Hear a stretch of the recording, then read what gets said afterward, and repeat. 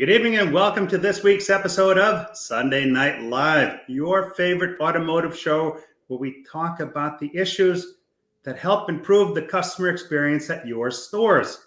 Whether it's the front of the store, the back of the store, the middle, doesn't really matter. The better we get at serving our customers, the more of them come back. And the goal is to have them come to us for everything they need when they need it and send all their friends and family members. That's how we grow this business. So every week, last week I went solo, but most weeks I bring on people that have either done it or are doing it now to share with us what they do to make your place better. So this week I have two friends on, Larry Feldman, the trainer extraordinaire. I think he's billed as the #1 trainer in the country or something to that effect.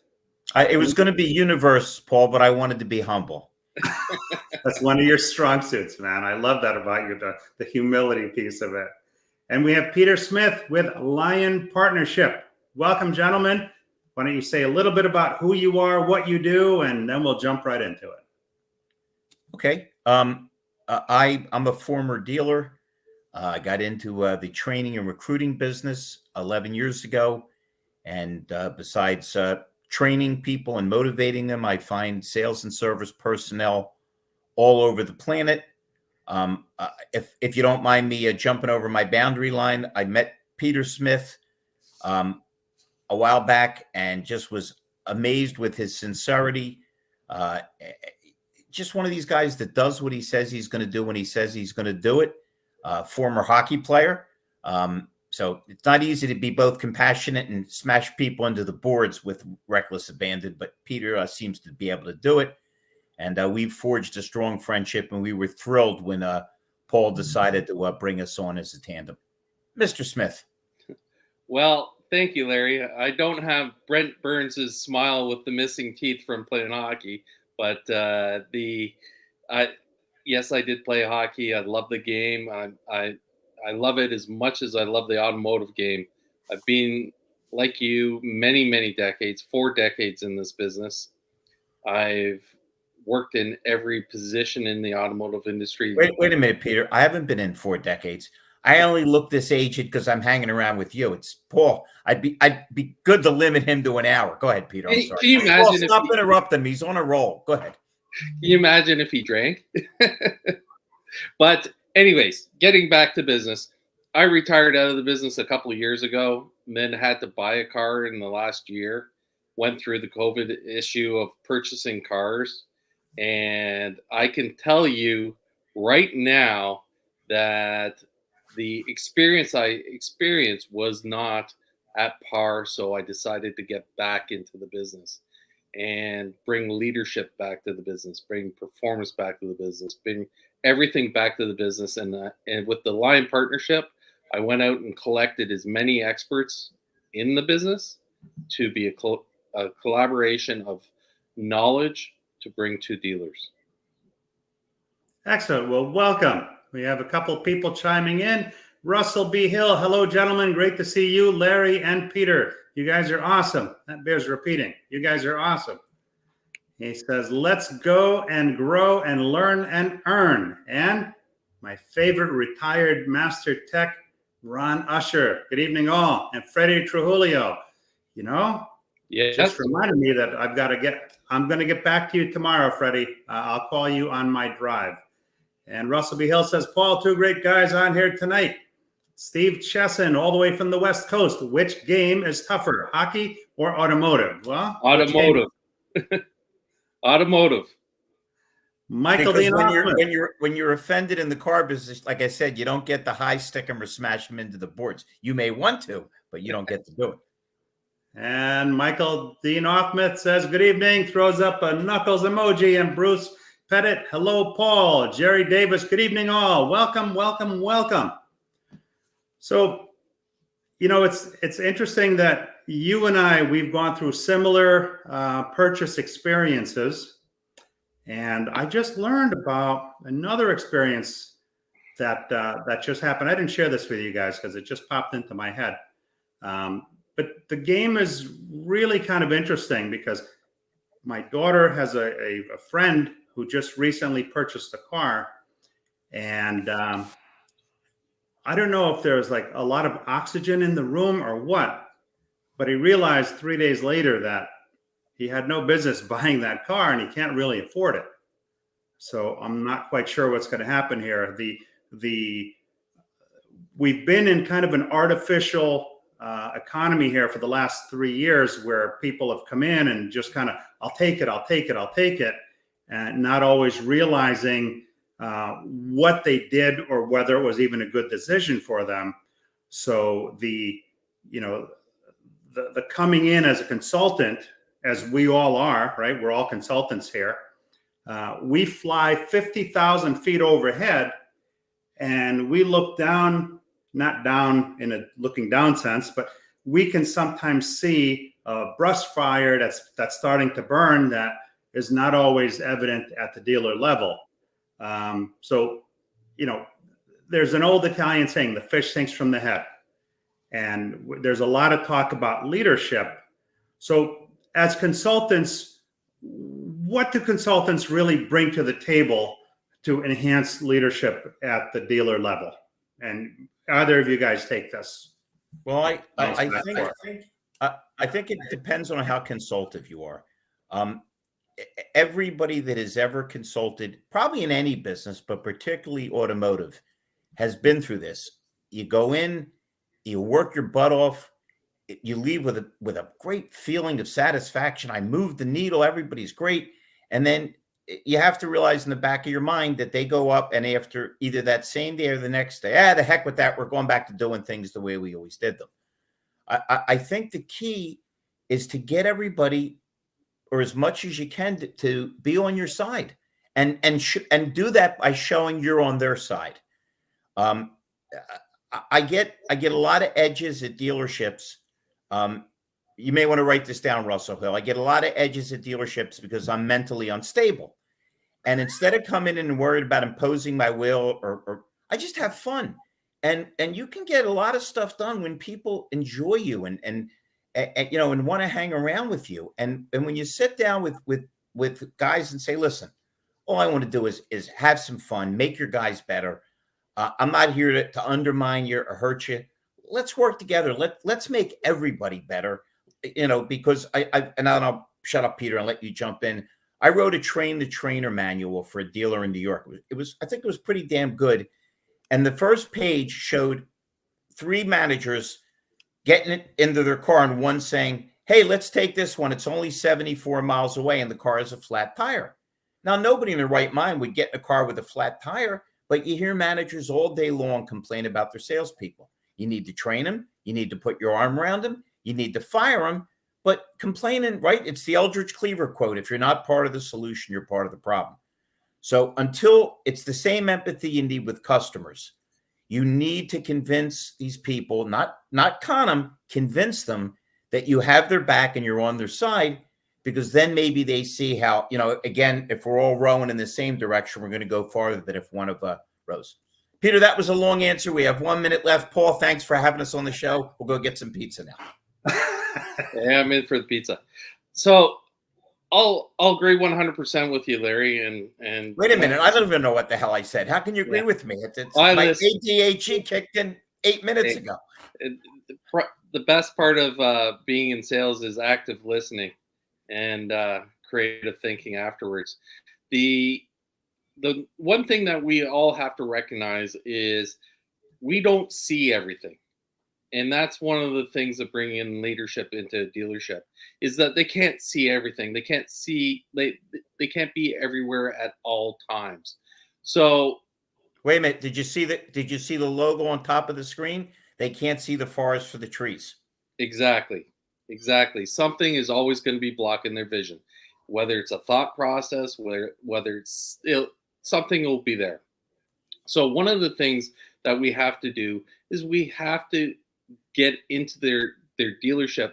And the first thing is a mystery shop, a true mystery shop.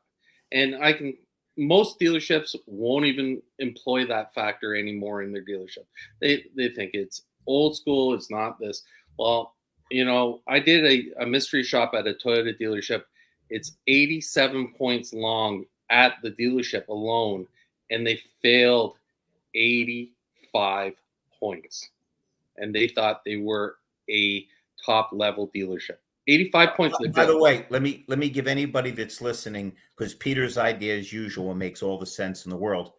The right way to do that is, in my humble opinion, if I can ever be humble, is to sit with the GM, the GSM, whoever your contact is, and say, listen, I would like to mystery shop your place with your permission, okay? And I'm going to bring the report to you. If you paid me, I wouldn't bring it to anybody but you, because the problem is most managers take it as a sign of disrespect or get defensive on you. But if you get the elephant out of the room and say, hey, you know what? Maybe you don't have to pay me. Maybe everybody here is perfect. But if they're not, wouldn't it be great if you had an ally that you could count on? Because truthfully, all I want to do is come back here a lot and work with you a lot. That's not going to happen if you think I'm trying to undercut you. Again, Exactly. Peter, when I ran my store, if every once in a while you'd hear rumblings, we're selling, with this, with that. And I'll never forget, I'd say, listen, guys, are you out of your mind? Nobody's getting fired. And everybody walked out of the room and said, he's firing us all. So you have to think of what the impact of your words are and how you can say it. Paul and I had the greatest lunch/dinner ever. And I told him my truth. And my truth is, I'm so completely insane that people relax a little bit, but then they look at me and go, there's something wrong with this guy, but I think I trust him.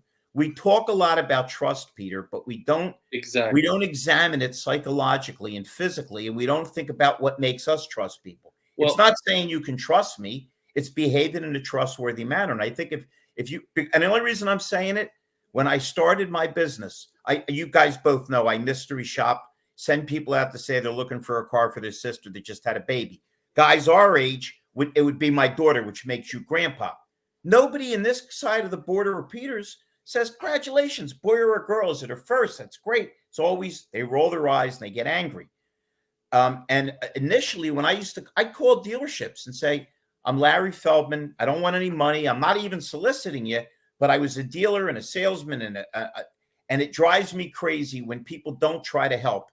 And I didn't tell my people to go, but 2 different people in mystery shop. And the guy said, my sister had a baby, and they said, tell her to come back, and walked away.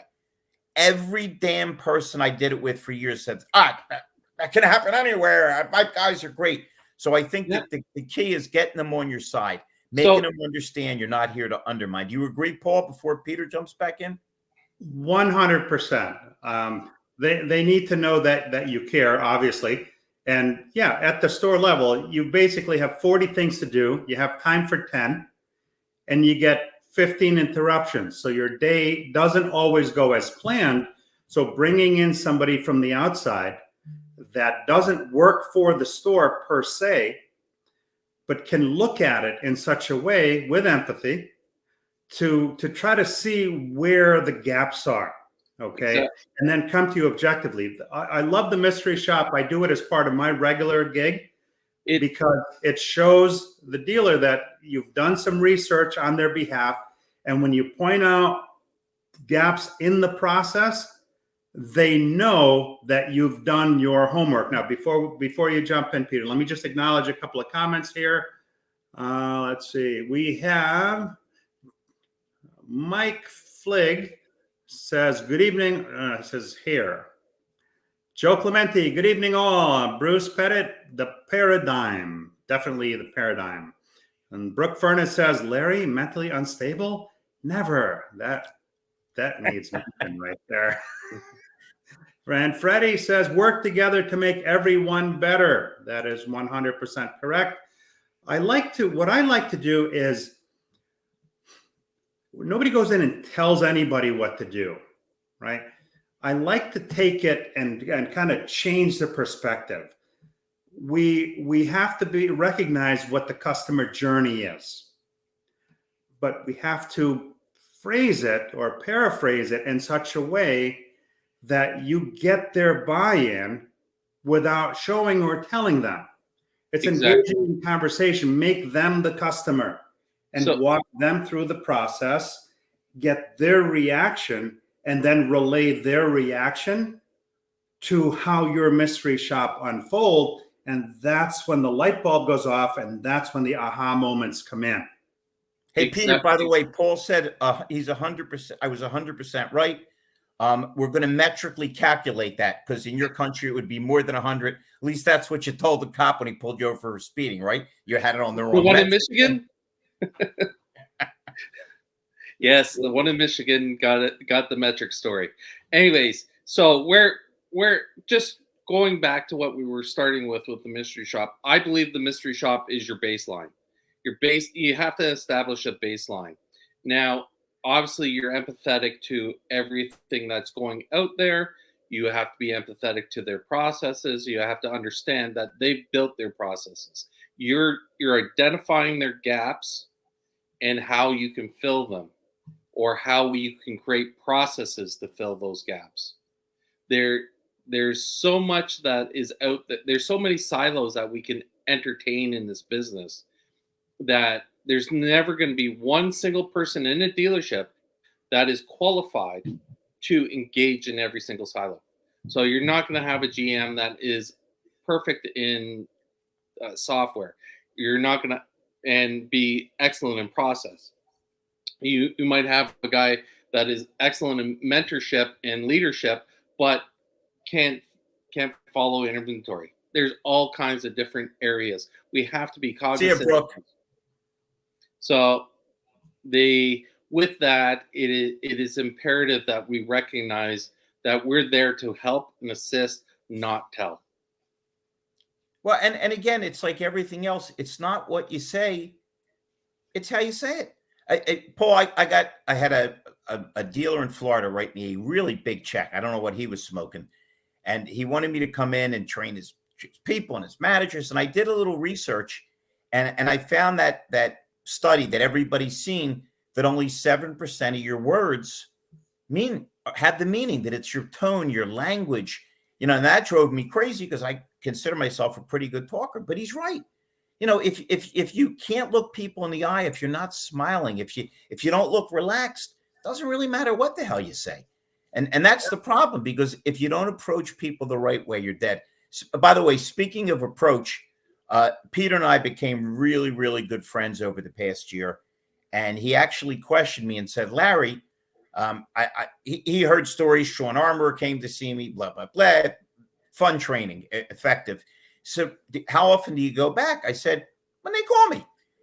And for anybody that has any dealers that are long-term suffering where it doesn't last, Peter is tying in with me a little bit in the extent that he wants to come into places and do a long-term follow-up to not only keep the processes tight, but make sure there's not the brain leakage that we all get.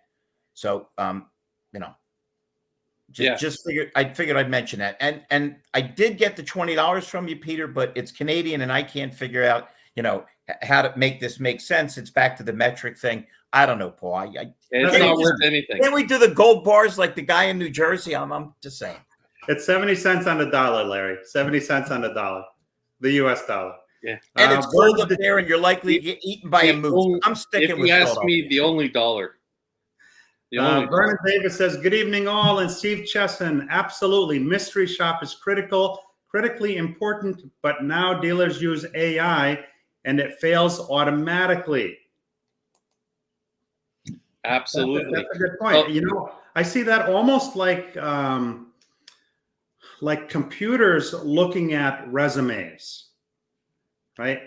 It sounds good on the surface, but I think a lot is missed. I don't know. I don't know quite how I feel about that piece yet.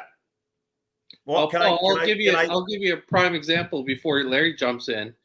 I've been in the business for 41 years. I've never been out of the top 5% in my country, whatever country I'm in, for sales. Because I was in a car accident when I was a teenager, I lost my education. So any AI or computer assisted resume reader will drop me from the target market because I don't have a college degree. So I'm eliminated immediately. Doesn't mean that I don't have 41 years experience and being a superstar. I'm gone. And does that make any sense? And Larry, you can jump in on that one. Well, here's my thing. I might be the worst equipped tech person on the planet Earth. Okay. It's lucky I can open my garage door opener. It's just one button. Occasionally I get confused. Turn on Sirius radio instead. But I believe in the power of people. I believe that smiling and telling a joke and looking at them. And I don't want to sound like grumpy old white guy, but basically everybody a lot younger than me is so ill-trained to deal with the world, to answer the phone, to smile, to start a conversation. So the idea is saying, okay, everybody's a little bit out of touch. Let's just get computers and drop them in the mix to completely erase whatever human contact left. I'm a musician, and boy, do I love the fact that I can get on Amazon or one of these remote sites and pick up a recording of the Rolling Stones from Australia it's beyond a bootleg. The fact that I can disseminate a lot of information is great, but the concept of putting somebody in place where human contact makes all the difference. Is there anyone on this call, and we've got a lot of terrific people watching and listening in tonight, that isn't aware that people will pay more and stay loyal if they like the salesperson? Yeah, it's they're not not rocket because they're in science. love with the damn computer. Yeah. It's simple that we can build out a person who does 10 cars a month, which is the average salesperson in whatever country you want to choose. 10 cars a month at a dealership. We can build that person to a 45 car a month person within 3 years, only using repeat and referral business. That is a fact, and it's easy to do. All it does is involve work and effort.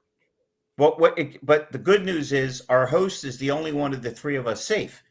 Because if you think about how many athletes are almost bionic, so you could easily be replaced as a hockey player, right? They got 19 components in the guy's body. If you take any good computer and screw up the circuits, you'll get Larry Feldman, because I don't make a damn bit of sense. Paul's the only one we can't replace with a computer, because how are you going to get a computer to go into an Italian restaurant and describe all 7 courses? Wouldn't work. You're safe, Paul. Me and Peter will be in the unemployment line. Probably waiters at the restaurant you're doing the review on that the computer couldn't do. Have a good night, everybody. I think I've made the only valid point I could come up with. I'll be the bartender. You can be the cook. All right, we got Vernon Davis says, I love to mystery shop. Joseph Clementi. No, wait, did he say he loves the mystery shop or he loves to mystery shop? I think he says he loves, 2 mystery shops, sorry. Well, tell him to get a life. Can't he get Netflix or a date or something like that? I mean, we make people do it because they pay us big bucks. Listen, I'm a foreigner. What's Scotimus? Says Scotimus are mental blind spots, and we build our own mental Scotimus. I don't know that word, Joe. Joe, could you give us an explanation? Could you kind of explain what that is? Because we take everything you guys say seriously, but I thought it was me, that I was the foreigner.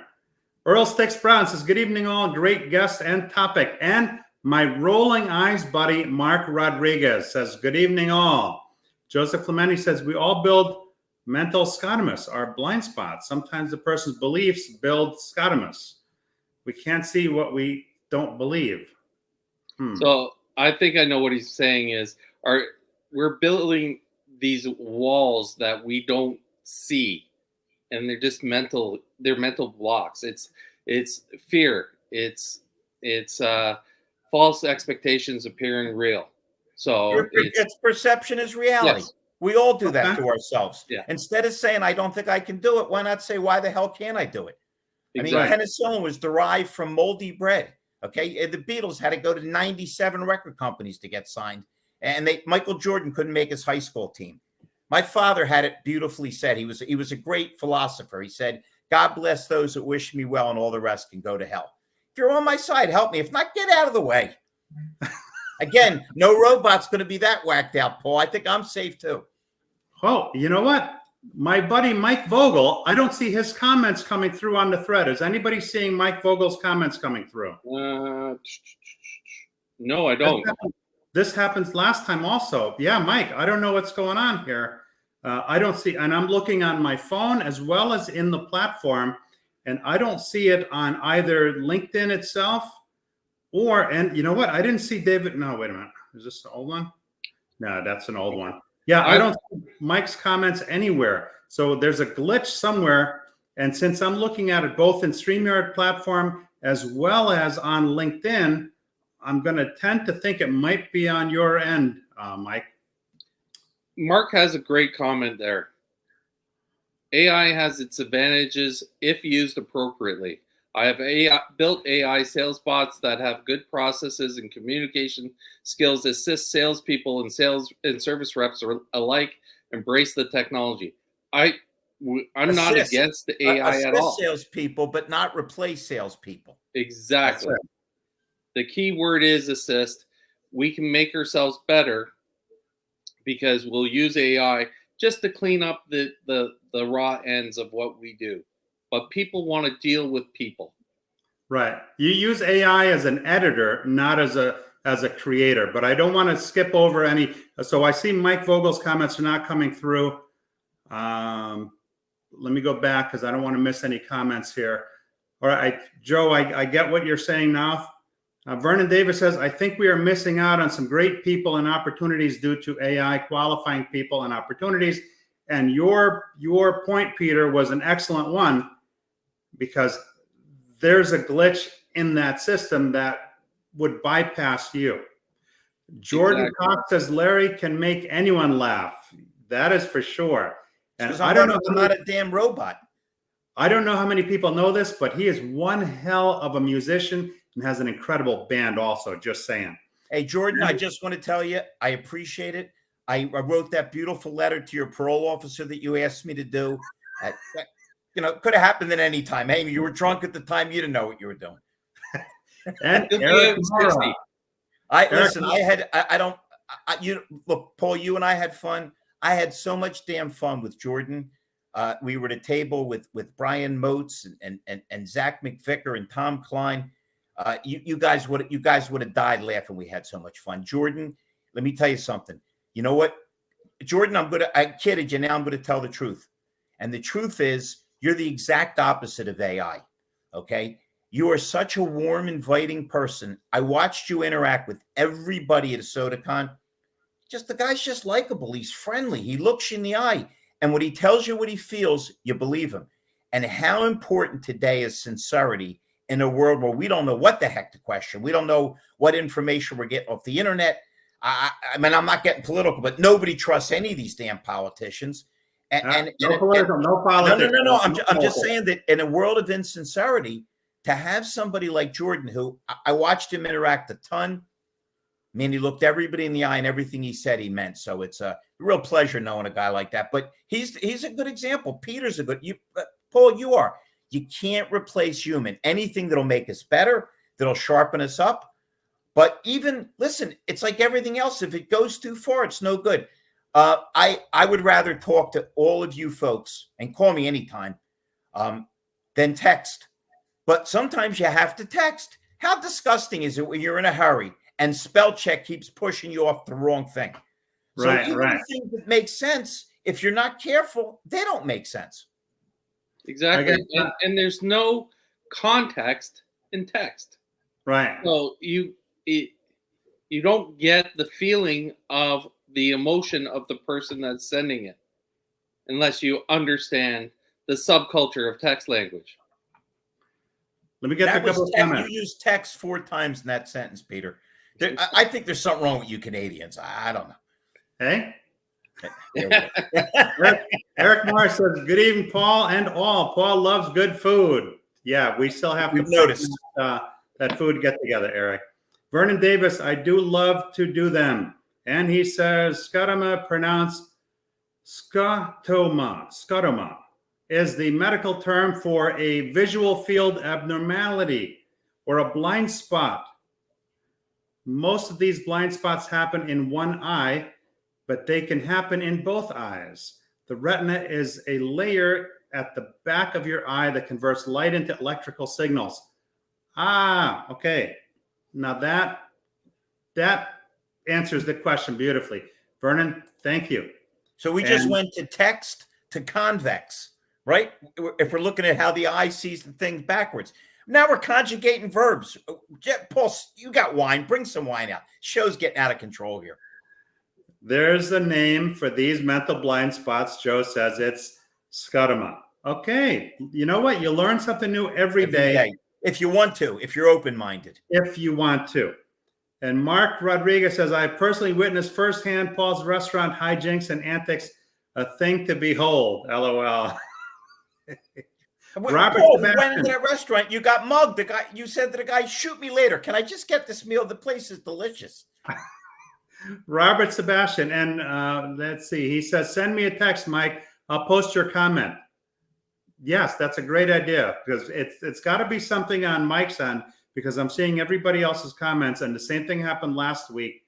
Eric says, I love being mystery shopped. It's a huge help to see anyone's flaws, including myself. Anyone who refuses it, they're too worried thinking they're best and being exposed in their own flaw and not willing to learn. Eric, you get a kudos and applause because you are stable enough in your ego to show up and want to do better. Unfortunately, there's a lot of guys that are just CYA and all over the place. Let me just cover my butt. I don't want to get into anything where I might look good or bad. Larry, you, sir, as my father would say, are a gentleman and a scholar. Larry, how many people in your career training people, when you ask them what level are they out of 10 in a dealership, how many people turn around and say, oh, I'm a 10 out of 10. I can do this 10 out of 10. Well, they can't learn. Well, you told me you did that with women when you were a hockey player in a bar, but you didn't like the answers you were getting. Something about that. I'm sorry. It was a Quebec thing or something like that. It's the single digit thing I can't handle. Listen, it's always the same thing. We need to look in the damn mirror, because the perception of us is great, but it's how other people perceive us. Because we fool ourselves all the time to think, it's great, it's rolling, it's working. We have to see ourselves through the prism of how other people are seeing us. And for every Eric who's smart enough to say, hey, make me better, give me input, you have people that are scared. Listen, here's one part of the human condition we all share: insecurity. Okay? Real quick, Paul, and I'll get back on track. If it's not one music analogy, I'm lost. I'm a Rolling Stones guy, but I will gratefully acknowledge that the greatest musical thing we have ever seen, okay, no disrespect to Beethoven and Mozart, is the Beatles, because they did more good music in 6.5 years than the Stones and Dylan have in 60 years. And from Rubber Soul on, every record they did changed the world, okay? And of all of the Beatles, even though I like Lennon the best, the most Russell Hill is not smiling because he's got a great picture of Lennon from mid 70s. But the most talented guy in the Beatles is Paul McCartney. There's no argument. When Harrison couldn't play the lead on Taxman, he played it. The guy, the best instrumentalist in the band, and he had the highest range. He didn't write the middle of Hard Day's Night, but Lennon couldn't hit the notes. He goes solo, and for about 5 or 6 years, he was the biggest artist in the world. So What's the point of my story? Super good-looking guy. I'm not gay, but super good-looking guy. Unbelievable. Man, he covered Little Richard. You thought it was Little Richard. This is the guy that wrote Eleanor Rigby and Lady Madonna. And then on his own, Maybe I'm Amazed and Wings Over. Okay. He puts out, when they signed their deal, the agreement was alphabetically Lennon and McCartney. So even though Lennon wrote I Am the Walrus, it says Lennon McCartney. And even though McCartney wrote Yesterday, it says he switched on a live album and made the tracks McCartney Lennon, and Yoko Ono sued him. And I thought to myself, you're handsome. You can still fill any stadium on earth. Okay. Possibly the most popular artist, probably more popular than My Boys, the Stones, or even Springsteen. And you're still so insecure. It's got to be McCartney Lennon. This is how we roll. So once we look in the eye and say, yeah, I feel a little weird or this or that or inadequate, everybody does. But once we understand that and realize we're all on equal footing, the whole world opens up to us. Paul, I'm the only guy you'll ever meet that's successful, thank God, that admits up front, I don't know a damn thing. I can barely turn on my computer. But once that's out of the way, teach me some stuff. But when they get so scared that you're going to show them up or replace them or do something, right? Paul, Peter, haven't you seen a million guys that didn't want to hire somebody smarter than them? Instead of saying Happens this guy all the can time. make me better, I'm afraid of him. All the I time. got off on a little tangent there. I'll just jump on that one for a second. Wait a minute. I didn't mean to offend you, Peter, because he hates this shit unless it's got Canadians in it. I'll mention Neil Young and Brian Adams. Or we're done with that Canadian part. Go ahead. How about Rush? You know what? Possibly, my drummer says he's the best drummer he ever heard, better than Bonham. And I let me ask a question here. Does anybody see Mike Vogel's comments? Because I don't see it on this end. Larry, do you see it? Does anybody in the audience see Mike Vogel's comments? No. So while we're figuring out where Mike is, I'm just going to jump on something about that actually recognizing. Wait a minute, Mike, you're not an EMT, are you? Because this could really be a dangerous situation if you can't summon the ambulances. Go ahead, Peter. I'm sorry. So we all know the journey to the sale. I did a matrix for the journey of the sale, and I asked my last group of individuals to fill in that matrix from 1 to 10 on where they believed they found themselves on the test drive, on the walk around, on this, and this. And they all did it independently and anonymously. And when it came out, the sales department all averaged somewhere in the neighborhood of 8.2 to 8.5% out of 10. When I did it myself as a subject matter expert and a skilled tradesperson in this industry, I was at 6.9 because I answered honestly. And we got to open ourselves up to that ability of recognizing where our faults are to allow us to grow forward in this industry. We can't see it. And as you say, you can't see the forest for the trees. Peter, if you'll excuse me, I'm going to quote my own book, Inner Moron Demons. Don't lie to yourself. There's nobody there to correct you. Exactly. That's a good point. Let me get to a couple of comments here. Jeff Scherer, hola team. How are you, Jeff? Thanks for tuning in, man. Robert Sebastian says, love it, Larry. You can't replace humor. That is for sure. And Vernon Davis says, the only text that comes across in the fashion that it was meant is you are fired. That is 100% correct, maybe 200% correct. And Eric Morris says, indeed, and thank you. No, thank you, man, because self-awareness there's not a strong suit in our business. I hate to say it. Freddie says, Larry, you're a riot, brother. AI can't replace you for sure. And I don't want it to. And that's why every day when I get up, I act like I might be dead tomorrow. And I try to make people's day better. And I try to make my day better. And I try to have fun. And if enough of us do that and get up in the morning with a strong purpose and a smile on our face, we can change the damn world. I don't care what state the world's in, what's happening, what's not. You got Paul prepped us ahead of time about some questions. He mentioned also that he was going to cut off Mike Vogel's text. Very scary. I'm not sure what's going on with the two of them. But he said, I didn't think it was fair. He said, Larry, what do you think of the state of the car business? And listen, the sky's not falling. I haven't been in quite as long as Peter, but the stories when I got in about how high interest rates were, in the late 70s and early 80s. And I remember when the housing meltdown came and how the whole world looked like it was shutting down after 9/11. Negative things present opportunities.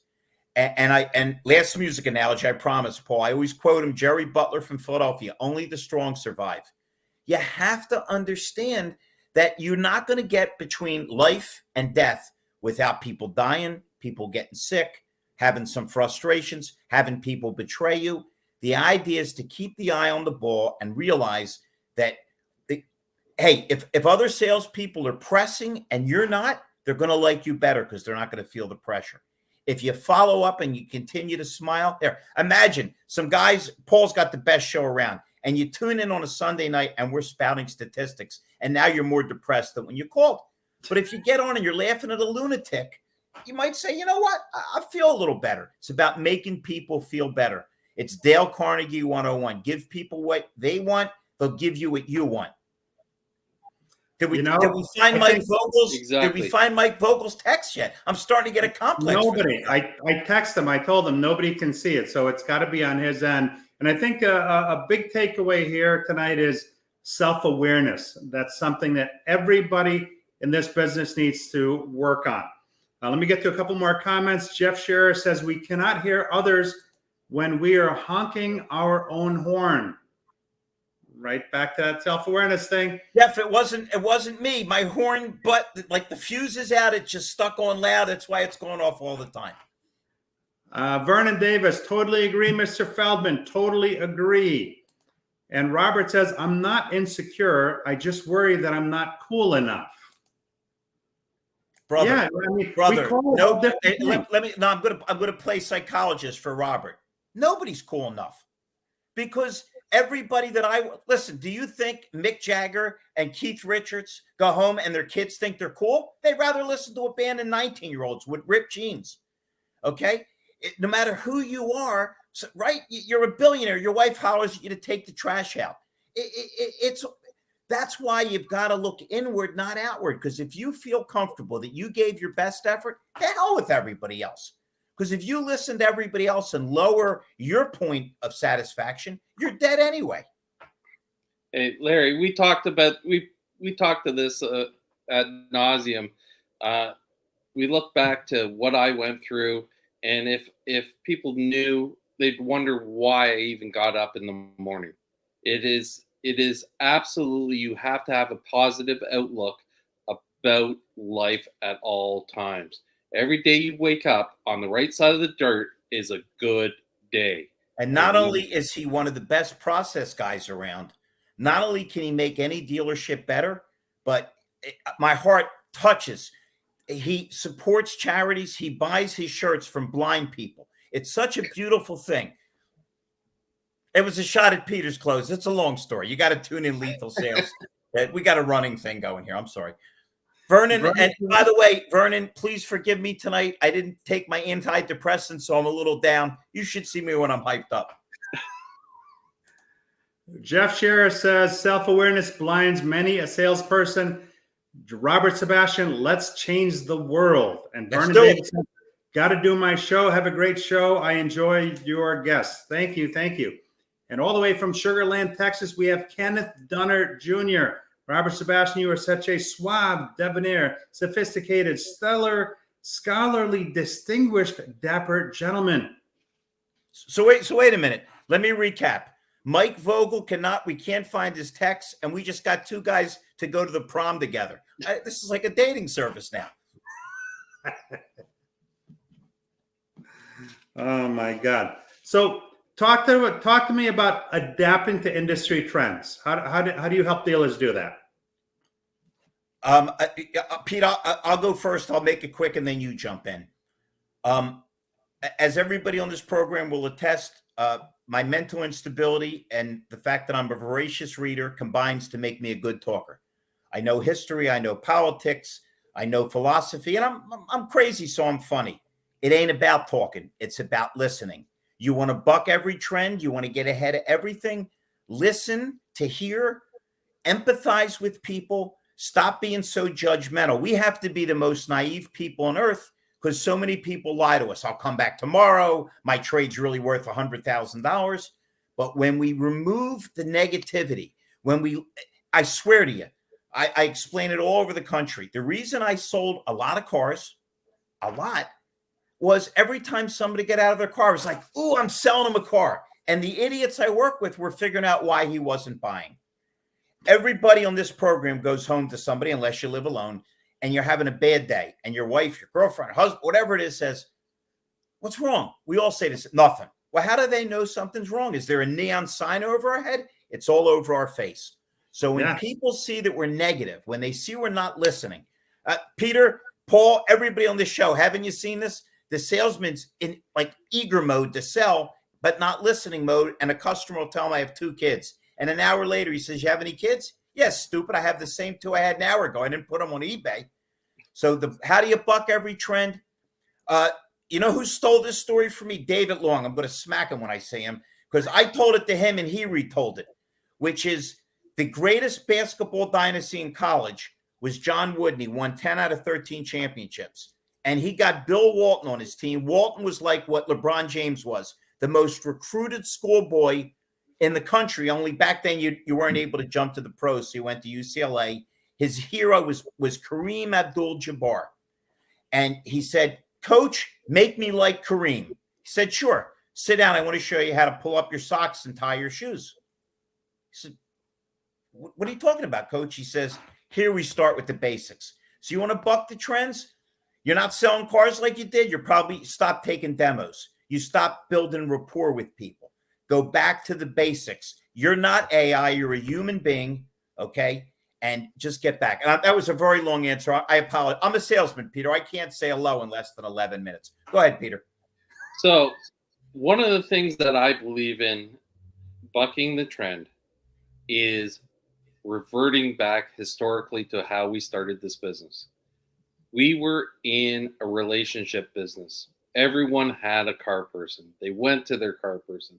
They did everything with their car person. They went to the dealership to get their service done. Everything was done at the dealership. Why? Because we cared. We connected with them. We didn't have computers. We didn't have cell phones. We didn't have emails. We contacted them. We have to go back from the transactional sale that it is now to the relationship that it was then. One, if you can see over that there's a book behind me, and I have it. Customers for Life. We can say it. By Carl Sewell. It was my very first automotive book that I ever had. It sits on my desk and reminds me every single day, long-term customer value. Oh, hold on. I got to tie what you said into what the great Paul Meijer said. Paul, you got to watch, Paul. I act like I'm not listening. I hear everything. Paul said an old Italian expression is that the fish stinks from the top down, the head down. From the head. Do we all agree, no disrespect, that some of the OEMs sometimes adhere to ready, fire, aim, or right, not thinking long term? Okay. I read I lost two, and the world lost two of my favorite and two of the greatest authors ever. David Halberstam was killed in a car accident a few years back, and the greatest, David McCullough, great historian, died last year. Boy, do I miss him. But Halberstam wrote a book called The Reckoning, 900 pages. I mean, it's like War and Peace about the car business, and it talked about Nissan, who was behind Toyota, and Ford, who was behind. And here's something I didn't realize about Henry Ford. Henry Ford gave all his workers a raise, and every other business person said, you can't do that. You'll destabilize the market. And he was smart enough to say, I want my people to be able to afford what they're buying. I mean, you talk about somebody thinking ahead. Now, of course, he was the same goofball that he said you can have any color you want as long as it's black. And he was a little bit of an anti-Semite. Being Jewish, I get a little sensitive to that. But he thought, I mean, if you imagine how many executives are on their boat with a supermodel thinking about what their lot guy's doing. So when we think long-term and we think of the people working with us and for us, everybody does better because we want to like the people we work with and for. Agree, Paul? So here's the interesting part about this, right? So my question was, how do you adapt to evolving industry trends? And you both answered it, in my opinion, the correct way, but a different way than most would have envisioned it. Because we hear the term all the time, going back to basics, right? And I put a video out a while ago. Instead of keep going back to basics, why don't we stay at basics? Because the basics of relationships as it relates to selling have not changed since the first sale was ever made, and likely will not change going forward. With all the technology that's coming out, that's great. We can use that to enhance how we communicate, what we do, how we're able to accommodate more things with less people. but the bottom line is still the old school method of relationships and following basic process steps. So I Well, love that answer because it was different than how probably most thought you were going to answer that question. Paul, the problem with today is we want instant gratification. We want the skyscraper to start on the 100th floor, not on the foundation. We want it right away at the 100th floor. Yeah. We have to understand we have to start with the foundational efforts and then build up from there. That's why we establish a baseline on anything.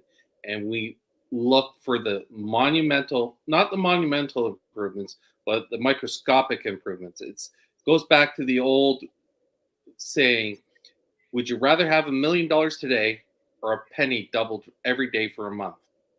Most people go I for think the $1 I million. think the penny doubled for the every day. I think it's like $64,000. I'll take the million. Peter was never good at math. That metric conversion throws 6.2 him million there, Larry. off. Okay, whatever you say. He's Canadian. It's 70 cents on the dollar. It's cold all the time. It's ink eaten by a moose. He's the wrong guy to rely on. We don't even Stick with have me, pennies Paul. up here. With Paul, you'll get a good meal. With me, you'll laugh a lot.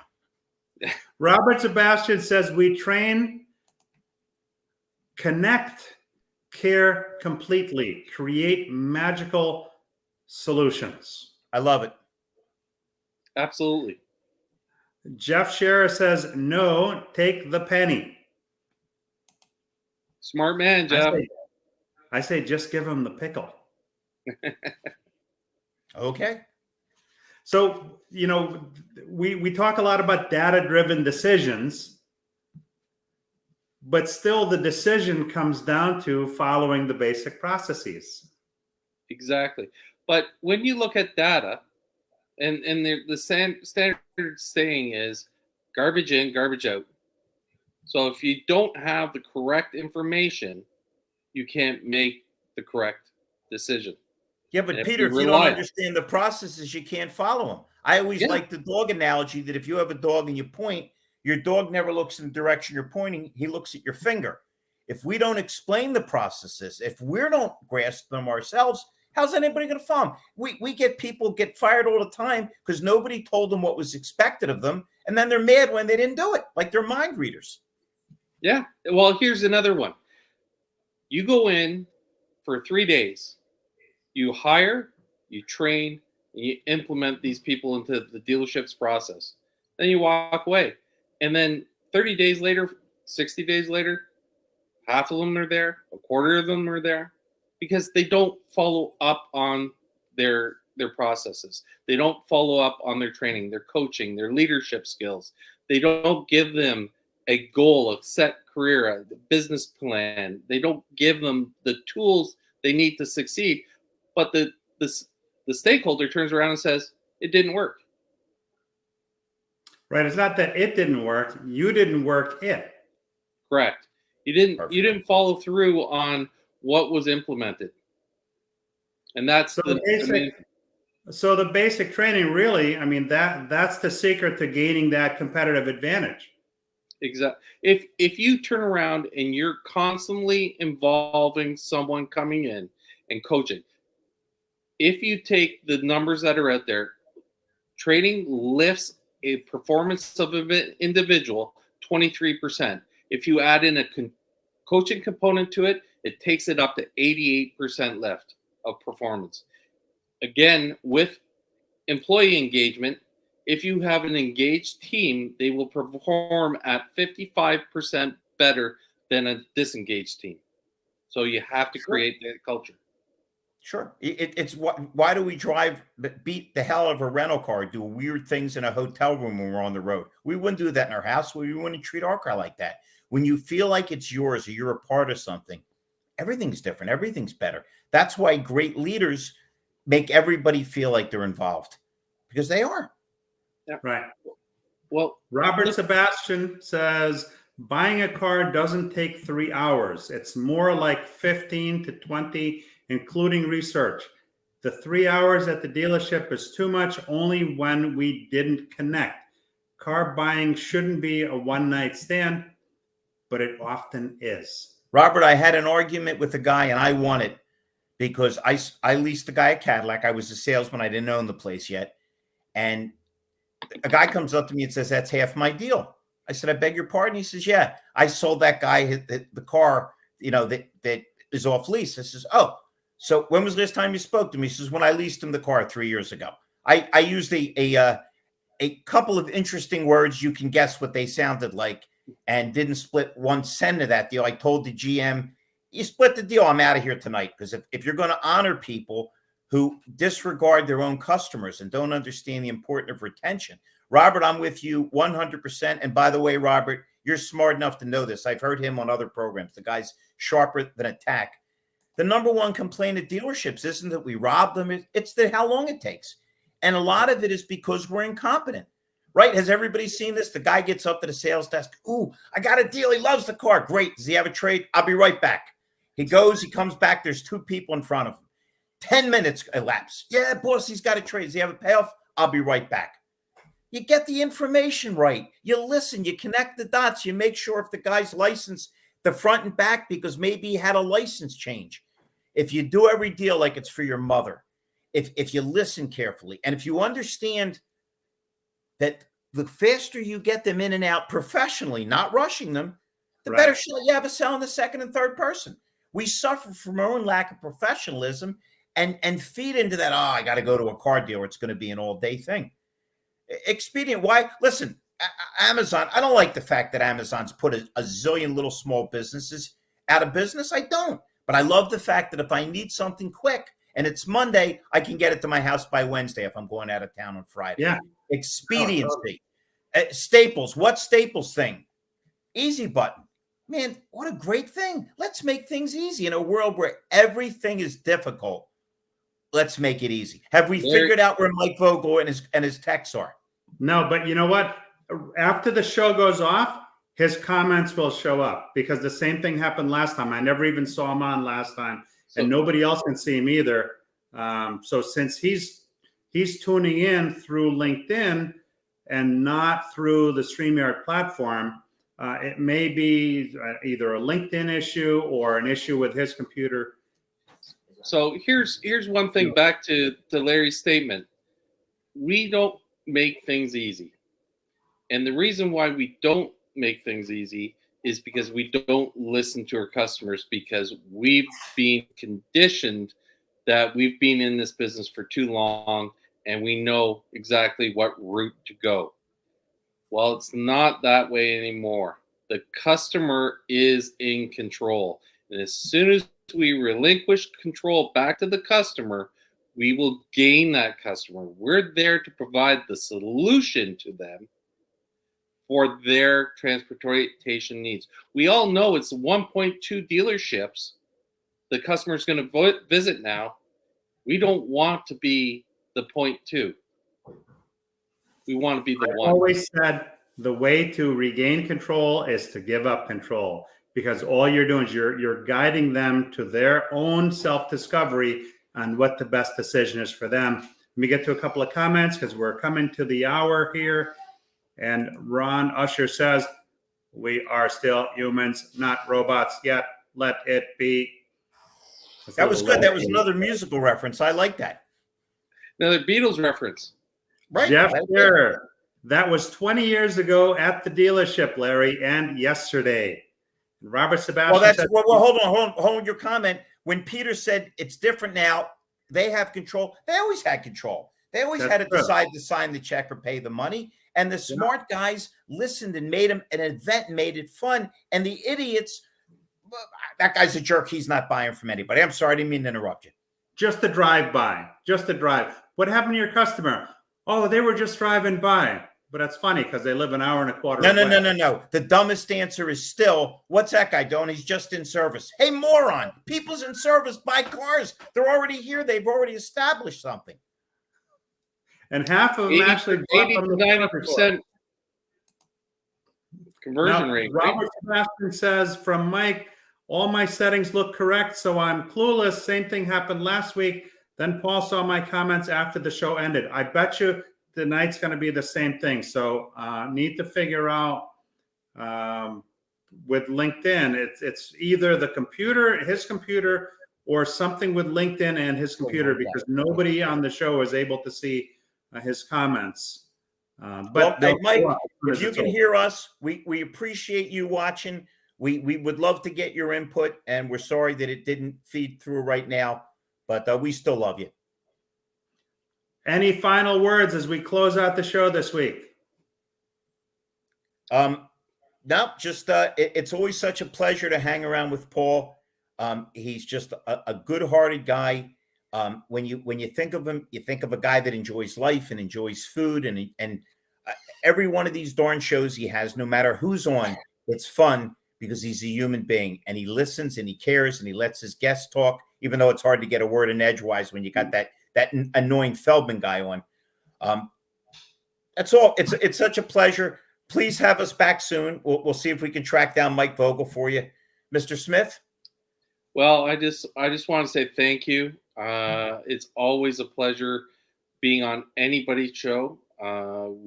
Larry and I share the screen about probably 4 or 5 times a week now together, and we're very lonely people. If you're worrying, it's very sad. I'm thinking of getting him a pet or something like that.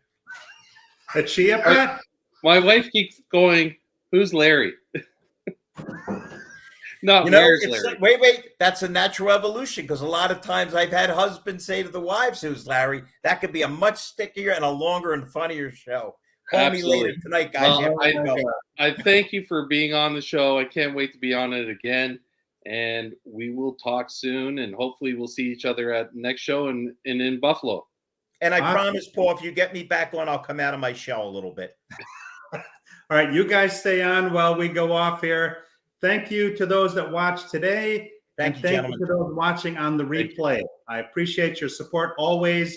And hopefully we'll get Mike's issue figured out here, because I can't have Mike's comments not show up during the show. That's just not right. All right. I wish you a safe and successful next week, and we'll see you next week on Sunday Night Live. Don't go away, guys.